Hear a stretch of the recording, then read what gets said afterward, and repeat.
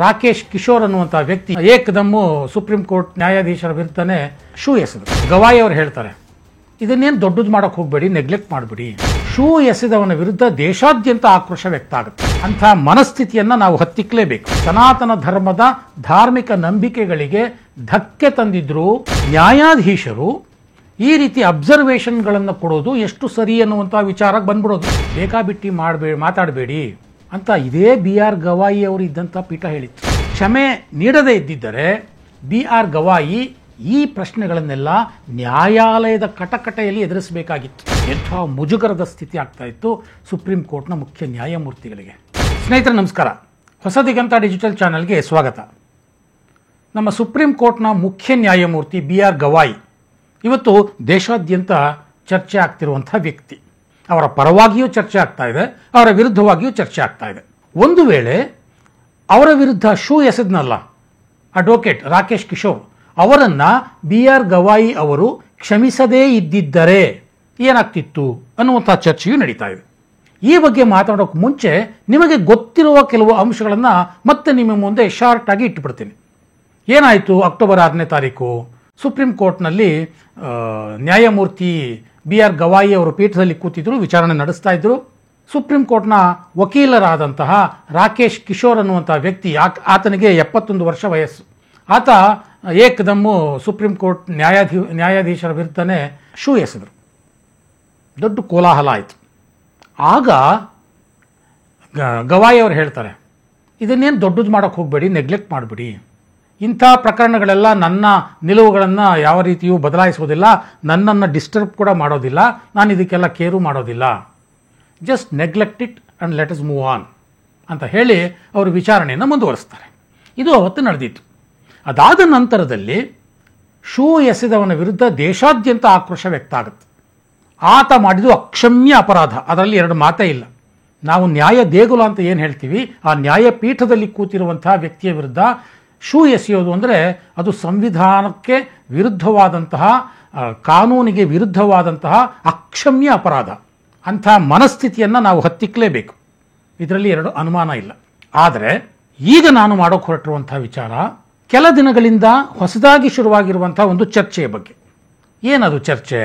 BR Gavai ಅವರು ಒಂದು ವೇಳೆ ಆ ರಾಕೇಶ್ ಕಿಶೋರ್ ಅನ್ನುವಂಥ ವ್ಯಕ್ತಿಯನ್ನು, ಯಾರು ಶೂ ಎಸೆದನವನ್ನ ಕ್ಷಮಿಸದೇ ಇದ್ದಿದ್ದರೆ ಏನಾಗ್ತಿತ್ತು ಅನ್ನುವಂಥ ಪ್ರಶ್ನೆ. ಸೊ ಕ್ಷಮಿಸದೇ ಇದ್ದಿದ್ದರೆ ಏನಾಗ್ತಿತ್ತು, ಇದನ್ನು ಅವರು ಗಂಭೀರವಾಗಿ ತಗೊಂಡಿದ್ರೆ ಏನಾಗ್ತಿತ್ತು? ಸಹಜವಾಗಿ ಆತನ ವಿರುದ್ಧ ಕೇಸು ದಾಖಲಾಗ್ತಾ ಇತ್ತು. ಕೇಸು ದಾಖಲಾದ ನಂತರದಲ್ಲಿ ಆತನನ್ನು ಅರೆಸ್ಟ್ ಮಾಡಬೇಕಾಗಿತ್ತು.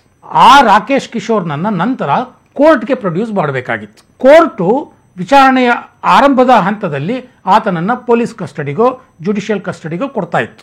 ಬಹುಶಃ ಹಾಗಾಗ್ತಿತ್ತು ಅಲ್ವಾ? ಅದಾದ ನಂತರದಲ್ಲಿ ಲಾಯರ್ಸ್ಗಳು ಬರೋರು, ಯಾವುದಕ್ಕೆ? ಜಾಮೀನು ಕೊಡಿಸೋದಕ್ಕೆ.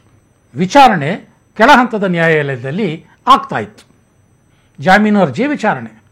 ಆವಾಗ ರಾಕೇಶ್ ಕಿಶೋರ್ ತಾನು ಯಾಕೆ ಶೂ ಎಸೆದೆ ಅಂತ ವಿವರಣೆ ಕೊಡ್ತಾ ಇದ್ದ. ಆಗ ಆತ ಸುಪ್ರೀಂ ಕೋರ್ಟಿನ ಮುಖ್ಯ ನ್ಯಾಯಾಧೀಶರಾದಂತಹ BR ಗವಾಯಿ ಅವರ ವಿರುದ್ಧವೇ ಮಾತಾಡಬೇಕಾಗಿತ್ತು.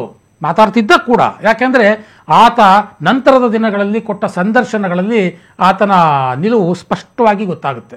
ಸನಾತನ ಧರ್ಮದ ಧಾರ್ಮಿಕ ನಂಬಿಕೆಗಳಿಗೆ ಧಕ್ಕೆ ತಂದಿದ್ರು ಸುಪ್ರೀಂ ಕೋರ್ಟ್ ನ್ಯಾಯಮೂರ್ತಿಗಳು.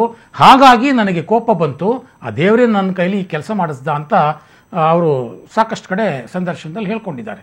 ಅದೇ ವಿಚಾರವನ್ನು ಆತ ವಿಚಾರಣೆಯ ಸಂದರ್ಭದಲ್ಲೂ ಎತ್ತಾ ಇದ್ದ. ಆಗ ಆ ವಿಚಾರಣೆ ಹೀಗೆ ಮುಂದುವರಿದು ಹೈಯರ್ ಕೋರ್ಟ್ಗೆ ಹೋಗ್ತಾ ಇತ್ತು. ಹೈಯರ್ ಕೋರ್ಟ್ನಲ್ಲಿ ನ್ಯಾಯಾಧೀಶರು ಈ ರೀತಿ ಅಬ್ಸರ್ವೇಷನ್ಗಳನ್ನು ಕೊಡೋದು ಎಷ್ಟು ಸರಿ ಅನ್ನುವಂಥ ವಿಚಾರಕ್ಕೆ ಬಂದ್ಬಿಡೋದು ಈ ಚರ್ಚೆ, ಈ ವಿಚಾರಣೆ. ಆಗ ಸುಪ್ರೀಂ ಕೋರ್ಟ್ ನ್ಯಾಯಮೂರ್ತಿ BR ಗವಾಯಿ ಅವರು ಹೇಳಿದ್ದು ಸರಿನೋ ತಪ್ಪು ಅನ್ನುವಂಥ ಪ್ರಶ್ನೆಗಳು ಕೂಡ ವಿಚಾರಣೆಗೆ ಬಂದ್ಬಿಡ್ತಿತ್ತು. ಆಗ ಸುಪ್ರೀಂ ಕೋರ್ಟ್ ನ್ಯಾಯಮೂರ್ತಿ BR ಗವಾಯಿ ಅವರನ್ನೇ ಪ್ರಶ್ನಿಸುವಂಥ ಒಂದು ಪ್ರಸಂಗ ಉದ್ಭವ ಆಗ್ಬಿಡ್ತಾ ಇತ್ತು. ನೋಡಿ ಎಂಥ ಮುಜುಗರ ಆಗ್ತಾ ಇತ್ತು ನ್ಯಾಯಮೂರ್ತಿ BR ಗವಾಯಿ ಅವರಿಗೆ. ಒಂದು ವೇಳೆ ಕ್ಷಮಿಸದೇ ಇದ್ದಿದ್ದರೆ ಏನೀಗ ತಪ್ಪೇನು? ಅವರನ್ನು ಪ್ರಶ್ನೆ ಮಾಡಿದರೆ ಅವರು ಸಮರ್ಥನೆ ಮಾಡ್ಕೊಳ್ತಾ ಇದ್ರು ಅನ್ನುವಂಥ ಪ್ರಶ್ನೆ ಬರುತ್ತೆ. ಆದರೆ ಇಲ್ಲಿ ಚರ್ಚೆ ಆಗ್ತಿರುವಂಥ ಇನ್ನೊಂದು ವಿಚಾರ ಇದೆ ಸ್ನೇಹಿತರೆ. ಈ ಹಿಂದೆ ಸುಪ್ರೀಂ ಕೋರ್ಟ್ನಲ್ಲೇ ಈ ವಿಚಾರವಾಗಿ ಒಂದಷ್ಟು ಚರ್ಚೆಗಳು ನಡೆದಿತ್ತು. ಈ ರೀತಿ ಜಡ್ಜ್ಗಳು ತೀರ್ಪು ಕೊಡುವ ಸಂದರ್ಭದಲ್ಲಿ ತಮ್ಮ ವೈಯಕ್ತಿಕ ಅಭಿಪ್ರಾಯವನ್ನು ಹೇಳುವಂಥದ್ದು ಎಷ್ಟು ಸರಿ ಅನ್ನುವಂಥ ಪ್ರಶ್ನೆ ಬಂದಾಗ ಸುಪ್ರೀಂ ಕೋರ್ಟ್ ನ್ಯಾಯಪೀಠವೇ ಒಂದಷ್ಟು ಗೈಡ್ಲೈನ್ಸನ್ನು ನ್ಯಾಯಾಲಯಗಳಿಗೆ ನೀಡಿತು. ಇದರಲ್ಲಿ 2 ಎಕ್ಸಾಂಪಲ್ಗಳನ್ನು ನಾನು ಕೊಡ್ತೇನೆ. ಒಂದು 2021ರಲ್ಲಿ ಸುಪ್ರೀಂ ಕೋರ್ಟ್ನಲ್ಲಿ ಒಂದು ಕೇಸ್ ವಿಚಾರಣೆಗೆ ಬರುತ್ತೆ. ಅದು ಏನು ಅಂತಂದರೆ, ಮಡ್ರಾಸ್ ಹೈಕೋರ್ಟಿನ ತೀರ್ಪನ್ನು ಪ್ರಶ್ನಿಸಿ ಎಲೆಕ್ಷನ್ ಕಮಿಷನ್ನು ಸುಪ್ರೀಂ ಕೋರ್ಟ್ಗೆ ಪಿಟಿಷನ್ ಹಾಕಿರುತ್ತೆ. ಮಡ್ರಾಸ್ ಹೈಕೋರ್ಟ್ನಲ್ಲಿ ನ್ಯಾಯಪೀಠ ಒಂದು ಅಬ್ಸರ್ವೇಷನ್ ಮಾಡಿರುತ್ತೆ. ಅದು ಕೋವಿಡ್ ಸಂದರ್ಭ. ಆ ಕೋವಿಡ್ ಸಂದರ್ಭದಲ್ಲಿ ಒಂದು ತೀರ್ಪು ಕೊಡ್ತಾ ಒಂದು ಅಬ್ಸರ್ವೇಷನ್ ಏನು ಜಡ್ಜ್ ಮಾಡಿರ್ತಾರೆ ಅಂತಂದರೆ, ಎಲೆಕ್ಷನ್ ಕಮಿಷನ್ ವಿರುದ್ಧವೇ ಅದು ಮರ್ಡರ್ ಚಾರ್ಜಸ್ ಹಾಕಿದೆ ಅನ್ನುವಂಥ ರೀತಿಯಲ್ಲಿ ಅದು ಇಂಟರ್ಪ್ರಿಟ್ ಆಗಿಬಿಡುತ್ತೆ. ಅಂದರೆ ಸಾಮಾನ್ಯವಾಗಿ ನಾವು ಮಾತಾಡ್ತೀವಲ್ಲ, ಏನ್ರಿ ನೀವು ಏನು ಜನಗಳನ್ನ ಸಾಯಿಸೋಕೆ ಕೊಟ್ಟಿದ್ದೀರೇನ್ರಿ ಅಂತ ನಾವು ಮಾತಾಡ್ತೀವಲ್ಲ, ಆ ರೀತಿಯ ಒಂದು ಜಡ್ಜಿನ ಕಾಮೆಂಟು ಒಂದು ಮರ್ಡರ್ ಚಾರ್ಜಸ್ಸನ್ನು ಎಲೆಕ್ಷನ್ ಕಮಿಷನ್ ಮೇಲೆ ಹಾಕ್ಬಿಡ್ತು ಅನ್ನುವಂಥ ರೀತಿಯಲ್ಲಿ ಅದು ಇಂಟರ್ಪ್ರಿಟ್ ಆಗೋಯ್ತು. ಆ ಒಂದು ಅಬ್ಸರ್ವೇಷನ್ನ ಸುಪ್ರೀಂ ಕೋರ್ಟು ಗಮನಿಸ್ತು, ಗಂಭೀರವಾಗಿ ತಗೊಳ್ತು. ಸೊ ಈ ರೀತಿ ಅಬ್ಸರ್ವೇಷನ್ಗಳನ್ನು ಕೊಡುವಾಗ ನ್ಯಾಯಾಧೀಶರು ಸ್ವಲ್ಪ ಹತೋಟಿಯಲ್ಲಿ ಇಟ್ಕೋಬೇಕು ತಮ್ಮ ಮಾತುಗಳನ್ನು. ತಮ್ಮ ಮಾತುಗಳು ಯಾವುದೇ ವ್ಯಕ್ತಿಯ ನಂಬಿಕೆಗಳಿಗೆ, ಯಾವುದೇ ಸಮಾಜದ ನಂಬಿಕೆಗಳಿಗೆ ವಿರುದ್ಧವಾಗಿದೆ ಅನ್ನೋ ರೀತಿಯಲ್ಲಿ ಅದು ಮಿಸ್ಇಂಟರ್ಪ್ರೇಟ್ ಆಗೋಕ್ಕೆ ಅವಕಾಶ ಕೊಡಬಾರದು ಜಡ್ಜ್ಗಳು. ನ್ಯಾಯಾಲಯಕ್ಕೆ ಇಂಥ ವ್ಯಕ್ತಿಯ ವಿಚಾರದಲ್ಲಿ ಪೂರ್ವಾಗ್ರಹ ಇದೆ ಅನ್ನುವಂಥದ್ದಕ್ಕೆ ಅವಕಾಶ ಮಾಡಿಕೊಡಬಾರ್ದು. ಈ ಮಾತನ್ನು ಸುಪ್ರೀಂ ಕೋರ್ಟ್ ಹೇಳಿತ್ತು. ಇತ್ತೀಚೆಗೆ ಕಳೆದ ವರ್ಷ 2024ರಲ್ಲಿ ಇನ್ನೊಂದು ಕೇಸು, ಅದು ಕರ್ನಾಟಕದ ಹೈಕೋರ್ಟ್ನಿಂದ ಸುಪ್ರೀಂ ಕೋರ್ಟ್ಗೆ ಹೋದಂತಹ ಕೇಸು. ಕರ್ನಾಟಕದ ಹೈಕೋರ್ಟ್ನಲ್ಲಿ ನ್ಯಾಯಪೀಠ ಒಂದು ಅಬ್ಸರ್ವೇಷನನ್ನು ಮಾಡಿತ್ತು. ಯಾವುದೋ ಒಂದು ಕೇಸಿಗೆ ತೀರ್ಪು ಕೊಡುವ ಸಂದರ್ಭದಲ್ಲಿ ಆ ಅಬ್ಸರ್ವೇಷನ್ ಬಂದಿತ್ತು. ಏನದು, ಏನ್ರಿ ಅದು ಮುಸ್ಲಿಂ ಡಾಮಿನೇಟೆಡ್ ಏರಿಯಾ ಅಂದರೆ ಅದೇನು ಪಾಕಿಸ್ತಾನನೇನ್ರಿ ಅಂತ ಒಬ್ಬ ಜಡ್ಜು ಅಬ್ಸರ್ವೇಷನ್ ಮಾಡಿದರು. ಆ ವಿಚಾರ ಕೂಡ ನಂತರ ಸುಪ್ರೀಂ ಕೋರ್ಟ್ನಲ್ಲಿ ಬಂದಾಗ 2024ರಲ್ಲಿ ನ್ಯಾಯಪೀಠ ಇದನ್ನು ಗಂಭೀರವಾಗಿ ಪರಿಗಣಿಸಿತ್ತು. ಈ ರೀತಿಯ ಹೇಳಿಕೆಗಳನ್ನು ಕೊಡುವಾಗ ಜಡ್ಜ್ಗಳು ಜಾಗರೂಕರಾಗಿರಬೇಕು. ಅವರ ಮಾತುಗಳು ಯಾವುದೇ ಒಂದು ಸಮುದಾಯಕ್ಕೆ, ಯಾವುದೇ ಒಂದು ಸಮಾಜಕ್ಕೆ ಅಥವಾ ಯಾವುದೇ ಒಂದು ವರ್ಗಕ್ಕೆ ವಿರುದ್ಧವಾದದ್ದು ಅಂತ ಯಾವುದೇ ರೀತಿಯಲ್ಲೂ ಅನ್ನಿಸಬಾರ್ದು. ಆ ರೀತಿಯ ಇಂಟರ್ಪ್ರಿಟೇಷನ್ಗೆ ಅವಕಾಶ ಮಾಡಿಕೊಡಬಾರ್ದು. ಹಾಗಾಗಿ ಮುಂದಿನ ದಿನಗಳಲ್ಲಿ ನ್ಯಾಯಾಲಯಗಳು ಅಥವಾ ನ್ಯಾಯಾಧೀಶರು ತೀರ್ಪು ಕೊಡುವ ಸಂದರ್ಭದಲ್ಲಿ ತಮ್ಮ ಅಭಿಪ್ರಾಯವನ್ನು ಹೇಳುವಾಗ ಈ ಬಗ್ಗೆ ಜಾಗೃತಿ ವಹಿಸಬೇಕು ಅನ್ನುವಂಥ ಮಾತನ್ನು 2024ರಲ್ಲಿ ನ್ಯಾಯಪೀಠ ಸ್ಪಷ್ಟವಾಗಿ ಹೇಳಿತ್ತು. ಆದರೆ ವಿಚಿತ್ರ ನೋಡಿ, ವಿಪರ್ಯಾಸ ನೋಡಿ, ಆ ರೀತಿ ನ್ಯಾಯಪೀಠ ಹೇಳ್ತಲ್ಲ, ಜಡ್ಜ್ಗಳಿಗೆಲ್ಲ ಒಂದು ಸೂಚನೆಯನ್ನು ಕೊಡ್ತಲ್ಲ, ಆ ನ್ಯಾಯಪೀಠದಲ್ಲಿ ಮುಖ್ಯ ನ್ಯಾಯಮೂರ್ತಿಯಾಗಿರುವಂತಹ BR ಗವಾಯಿ ಕೂಡ ಇದ್ದರು. ಅವರೇ ಇದ್ದಂಥ ನ್ಯಾಯಪೀಠ ಜಡ್ಜ್ಗಳಿಗೆ ಸೂಚನೆಯನ್ನು ಕೊಟ್ಟಿತ್ತು.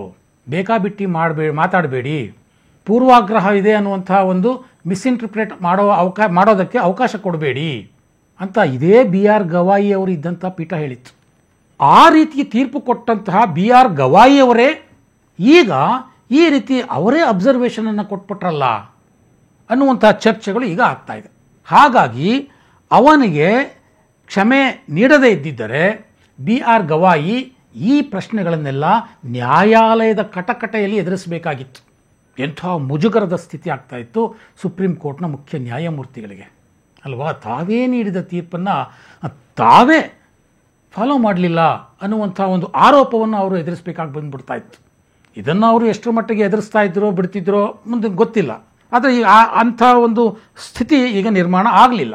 ಯಾಕೆ ಅಂತಂದರೆ ಅವರು ಕೇಸ್ ಹಾಕೋದಕ್ಕೂ ಒಪ್ಪಲಿಲ್ಲ, ಶೂ ಎಸೆದವನಿಗೆ ಕ್ಷಮಾಪಣೆ ಕೊಟ್ಟರು. ವಾಸ್ತವ ಏನು ಅಂತಂದರೆ, ಯಾರು BR ಗವಾಯಿ ಅವರ ಪರವಾಗಿ ಮಾತಾಡ್ತಿದ್ದಾರೋ ಅವರು ಕೂಡ ಶೂ ಎಸೆದವನ ವಿರುದ್ಧ ಕಠಿಣ ಕ್ರಮ ಆಗಲೇಬೇಕು ಅಂತ ಒತ್ತಾಯಿಸ್ತಾ ಇದ್ದಾರೆ. ದೇಶದಾದ್ಯಂತ ಪ್ರತಿಭಟನೆಗಳು ನಡೀತಾ ಇದೆ. ಆದರೆ ಸ್ವತಃ ಗವಾಯಿಯವರು ಅವನಿಗೆ ಕ್ಷಮೆಯನ್ನು ನೀಡಿದ್ದಾರೆ. ಇಲ್ಲಿ ಕ್ಷಮೆ ಕೊಟ್ಟಿದ್ದು ಸರಿಯೋ, ಆತನ ವಿರುದ್ಧ ಕೇಸ್ ಹಾಕದೇ ಇದ್ದದ್ದು ಸರಿಯೋ, ಹಾಕಲೇಬೇಕು ಅನ್ನುವಂಥ ವಾದ ಸರಿಯೋ, ಈ ಎಲ್ಲ ಪ್ರಶ್ನೆಗಳಿಗೆ ಉತ್ತರವನ್ನು ನಾನು ಕೊಡಲಿಕ್ಕೆ ಹೋಗೋದಿಲ್ಲ. ಈ ಎಲ್ಲ ಜಡ್ಜ್ಮೆಂಟ್ಗಳನ್ನು ನಮ್ಮ ವೀಕ್ಷಕರಿಗೆ ನಾನು ಬಿಡ್ತೇನೆ.